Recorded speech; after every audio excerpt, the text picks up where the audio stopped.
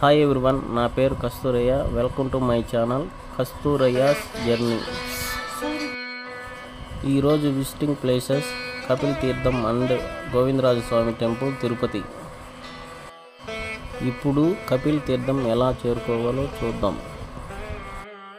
Tirupati bus stand నుంచి అలిపిరి వెళ్ళే మార్గం మధ్యలో ఈ కపిల్ తీర్థం ఉంటుంది.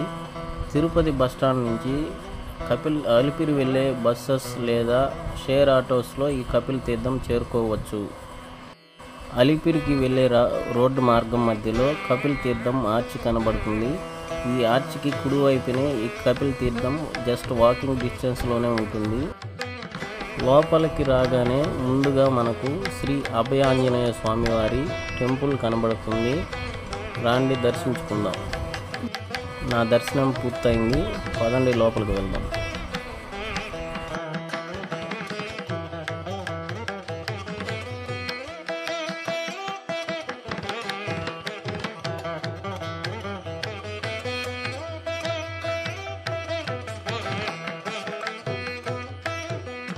ఎదురుగా ఉన్న క్యూ లైన్ ద్వారా లోపలికి వెళ్ళవలసి ఉంటుంది. వెళ్దాం రండి.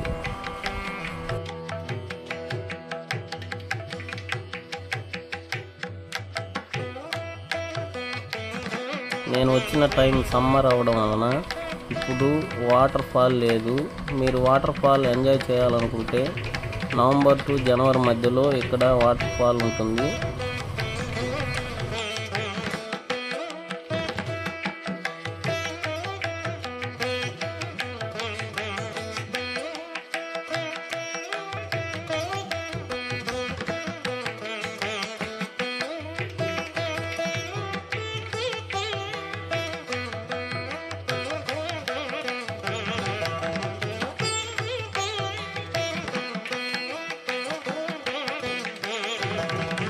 కపిల తీర్థంలో పరమశివుడు కపిలేశ్వర స్వామిగా వెలిసి ఉన్నాడు. Inside camera not allowed.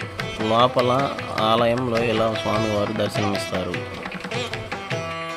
Now Govindaraju temple దర్శించుకుందాం రండి. ఈ ఆలయం తిరుపతి రైల్వే స్టేషన్ నుంచి జస్ట్ వాకింగ్ డిస్టెన్స్లోనే ఉంటుంది. ఇప్పుడు ఆలయ చరిత్ర తెలుసుకుందాం రండి. పూర్వం తమిళనాడు ప్రాంతాన్ని క్రిమికంఠుడు అనే చోళరాజు పరిపాలించేవాడు. అతను గొప్ప శైవ భక్తుడు. తన రాజ్యంలో వైష్ణవ దేవాలయాలు ఉండకూడదని చిదంబరంలోని గోవిందరాజస్వామి ఆలయాన్ని ధ్వంసం చేయించాడు.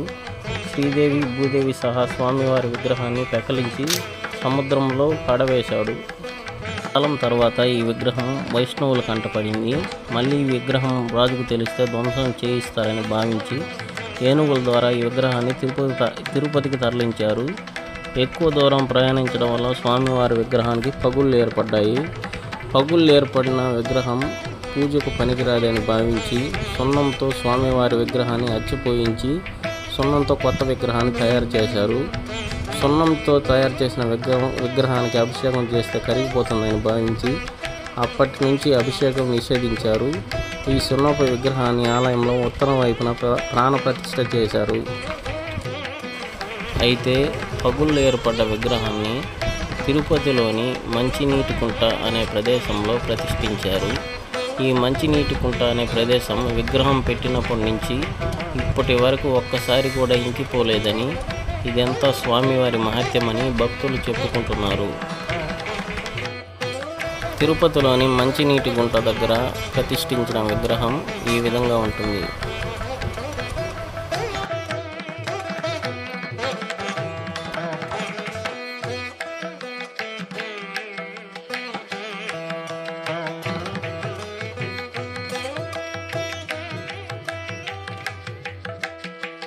నా దర్శనం పూర్తయింది. ఆలయం లోపల కెమెరా నాట్ అలౌడ్. ఆలయం లోపల స్వామివారు ఈ విధంగా ఉంటారు.